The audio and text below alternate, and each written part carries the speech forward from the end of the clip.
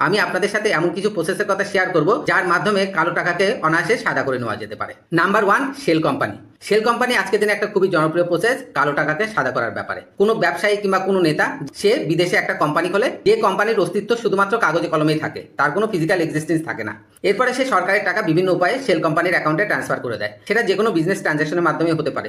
হয়তো দেখা যাবে সে কাঁচামাল কেনার জন্য সেই কোম্পানিকে টাকা দিয়েছে, কিংবা কনসালটেন্সি ফি হিসাবে খালি চোখে দেখলে মনে হবে ব্যবসায়িক কোনো ট্রানজাকশনের জন্য টাকাটা পাঠানো হয়েছে।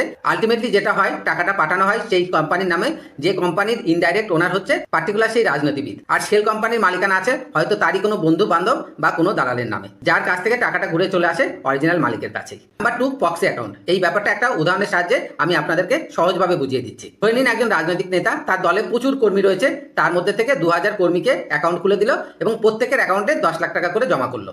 তার নিজের টাকা 10 লাখ টাকা করে জমা করলে 2000 কর্মীর অ্যাকাউন্টে 200 কোটি টাকা জমা হয়ে যায়। হয়তো এই টাকাটা সে কোনো ব্যক্তিবর্গকে ইলিগাল ফ্যাসিলিটি পাইয়ে তারপরে পেয়েছে। যদি পুরো টাকাটা একটা সিঙ্গেল অ্যাকাউন্টে জমা হয় তাহলে সেটা ইনকাম ট্যাক্সের চোখে পড়তে পারে।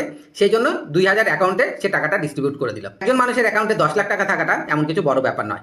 তার পরিবর্তে ওই ব্যক্তিকে হয়তো 1% কিংবা 2% টাকা দেওয়া হয়। এর পরিবর্তে কি হয়, তার অ্যাকাউন্টের চেক বই, এটিএম কার্ড সবকিছু জমা থাকে সেই ব্যক্তির কাছে যে কিনা টাকাটার অরিজিনাল মালিক। প্রয়োজন মতো সেই ব্যক্তি সময় সুযোগ করে অ্যাকাউন্টগুলো থেকে তার টাকাটা তুলে নেয়। পয়েন্ট নাম্বার 3, হুন্ডি। হুন্ডি হচ্ছে একটি প্রাচীনতম এবং সহজ পদ্ধতি। ফর এক্সাম্পল, আপনি বাংলাদেশে কোনো এজেন্টকে টাকা দেবেন, এরপরে আপনি বা আপনার পরিচিত জন যে দেশে টাকাটা রিসিভ করতে চায় সেই দেশে পার্টিকুলার ওই এজেন্টের কাউন্টার পার্ট আপনাকে হিসাব করে টাকাটা দিয়ে দেবে।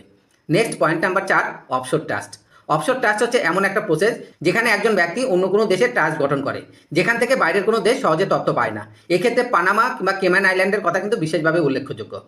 এই জায়গাগুলোতে আপনি যদি কোনো ট্রাস্ট গঠন করেন এবং সেখানে টাকা ইনভেস্ট করেন, তার তথ্য কিন্তু সহজে বাইরের কোনো দেশ চাইলেও পাবে না। পয়েন্ট নাম্বার 5, টিবিএমএল, যার অর্থ হলো trade based money laundering. Trading বা বিজনেসের মাধ্যমে মানি লন্ডারিং করা। একটা উদাহরণ দিয়ে আপনাদেরকে বুঝিয়ে দিই। ধরুন একটা ইন্টারন্যাশনাল এগ্রিমেন্ট হলো বাংলাদেশের সাথে অন্য কোনো দেশের। বাংলাদেশ সেই বাইরের দেশ থেকে কোনো প্রোডাক্ট আমদানি করবে, সেই প্রত্যেকটা প্রোডাক্টের হয়তো ইউনিট প্রতি দাম 10 টাকা, কিন্তু সেম প্রোডাক্টটা হয়তো ইউনিট প্রতি 100 টাকা দিয়ে কেনা হলো।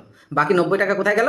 বাকি 90 টাকা ওই ট্রেডিংয়ের যে হোতা, অর্থাৎ যে দুর্নীতিবাজ নেতা, তার অ্যাকাউন্টে সরাসরি না গেলেও তার প্রিয়জনদের অ্যাকাউন্টে ঢুকে যাবে। এক্ষেত্রে পার্টিকুলার ওই নেতার নাম ডাইরেক্টলি কোথাও আসবে না।